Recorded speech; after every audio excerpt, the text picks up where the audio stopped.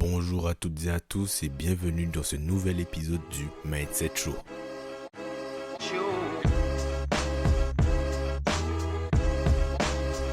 Le Mindset Show est une émission qui a pour objectif de vous motiver, de vous inspirer et de vous aider dans la réalisation de vos objectifs.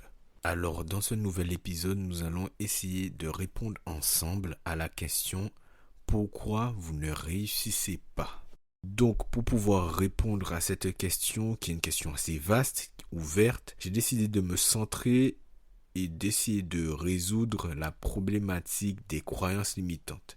En effet, les croyances limitantes sont un sujet que vous connaissez tous, vous avez tous déjà entendu parler de ce sujet. C'est un sujet qui a été repris 1001 fois, mais c'est un sujet qui, selon moi, est toujours autant sous-estimé.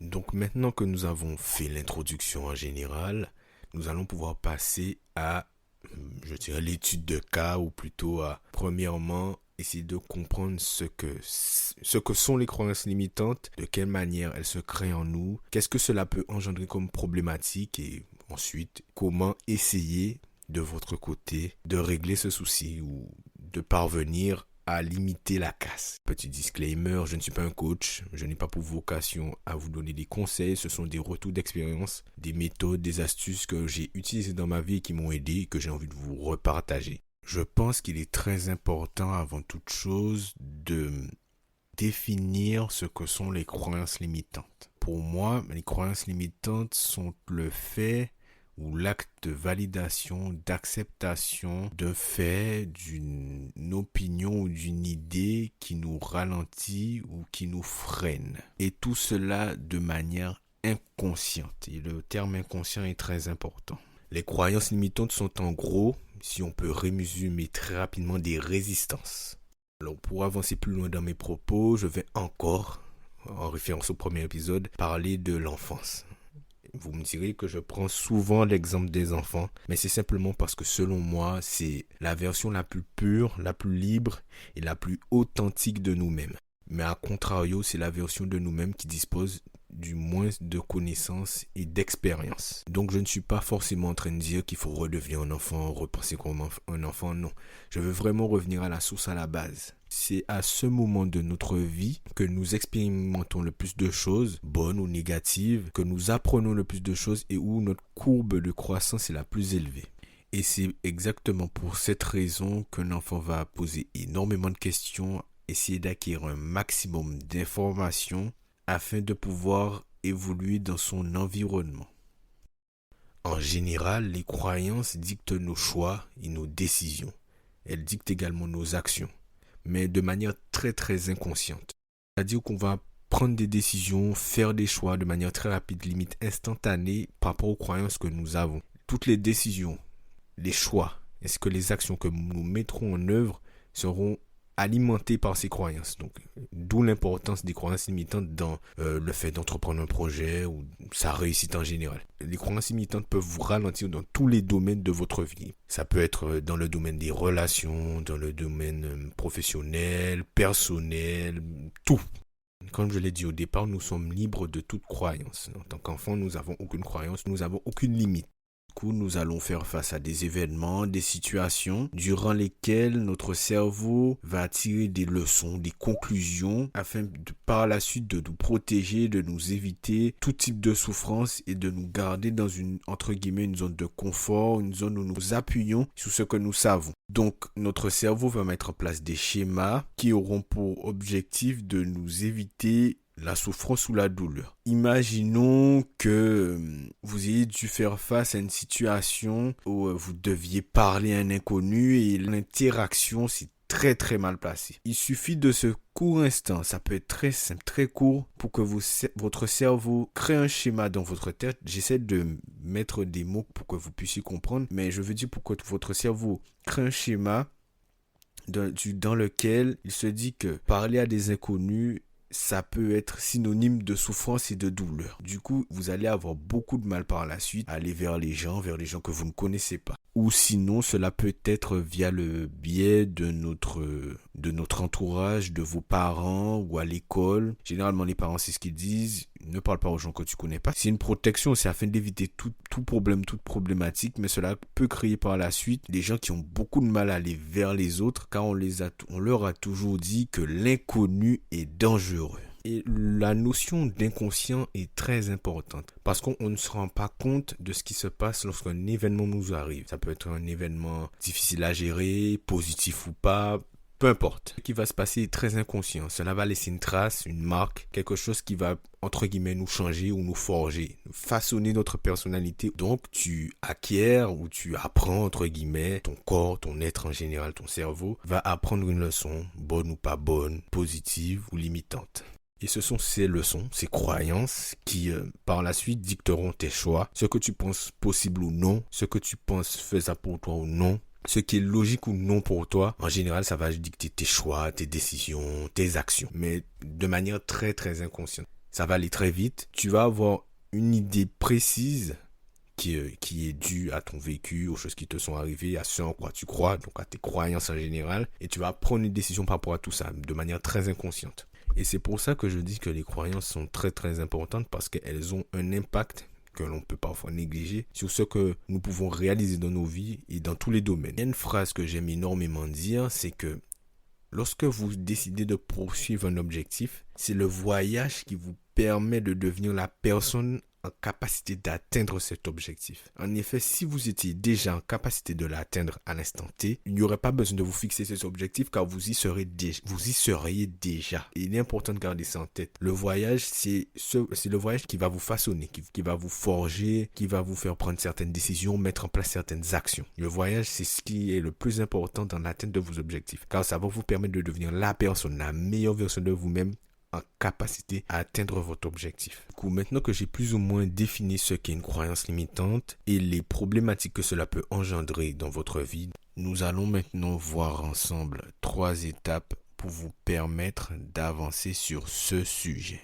Donc, première étape, identifier les croyances qui vous empêchent d'avancer. Identifier les croyances qui vous empêchent d'avancer, ça peut être un exercice très très compliqué parce que là il est important de comprendre que votre cerveau agit par automatisme. Il cherche à vous protéger, à vous éviter toute forme de douleur ou de souffrance. La remise en question parfois peut être très compliquée car le déni va se mettre en place, un système de protection, et je ne suis pas là pour culpabiliser qui que ce soit, c'est comme ça fonctionne comme cela, il n'y a pas de souci avec ça. Donc ça va être un exercice qui peut demander des efforts, déjà ça va être des efforts conscients, mais des efforts qui peuvent vous mettre peut-être mal à l'aise et qui vont vous faire sortir de votre zone de confort. Et identifier vos croyances limitantes, ça va être un énorme travail d'introspection. Vous allez devoir aller chercher et je peux vous dire que très clairement, quand vous ôtez ces barrières, parce que pour moi ce sont des barrières, des obstacles. Certes, lorsque vous lancez un projet, vous avez différentes barrières qui sont palpables, malléables, mais vous avez aussi les barrières que vous-même vous possédez en vous. Les croyances limitantes, pour moi,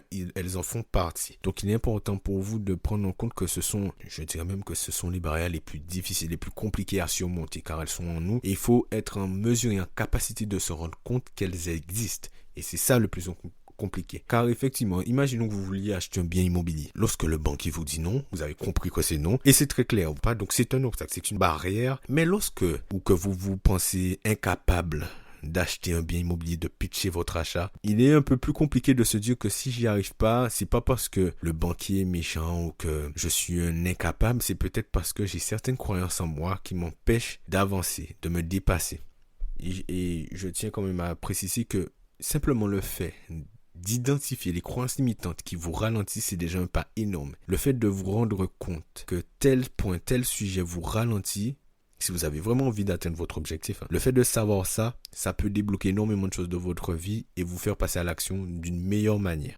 Donc, deuxième étape, vous allez essayer de remplacer cette croyance limitante par une autre croyance. Comme je l'ai dit juste avant, le fait de vous rendre compte qu'il y a telle croyance limitante qui vous empêche et qui vous ralentit dans la réalisation de vos objectifs est déjà une énorme avancée. Maintenant, vous allez, dans cette deuxième étape, vous, entre guillemets, efforcer consciemment à essayer de remplacer et à vous battre contre cette croyance limitante. Lorsque vous allez vous rendre compte que face à une situation donnée, vous avez tendance à agir de telle ou telle manière par rapport à la croyance que vous avez pu identifier. C'est pour ça qu'il est important de l'identifier. Vous allez consciemment prendre la décision d'aller à l'encontre de votre fonctionnement naturel. Les affirmations positives sont très très puissantes, sont très très importantes dans le processus de remplacement, je dirais, d'une croyance limitante. Donc, par exemple, vous prenez 3 phrases que vous souhaitez vous répéter. J'ai confiance en moi, peu importe. J'ai confiance en moi, je suis à même de...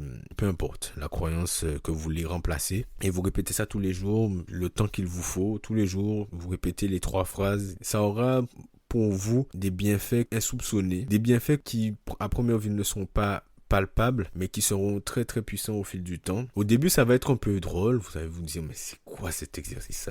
Je vais pas dire de termes un peu grossiers, mais c'est quoi cet exercice? En gros, c'est n'importe quoi. Et pour autant, c'est très très puissant. Donc, essayez de faire cet exercice-là. C'est un exercice que je vais vous donner comme ça. Et troisième étape,